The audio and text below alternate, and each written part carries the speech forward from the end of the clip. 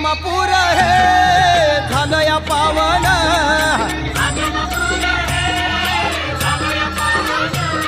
या बाळू मामान केलं या पावन,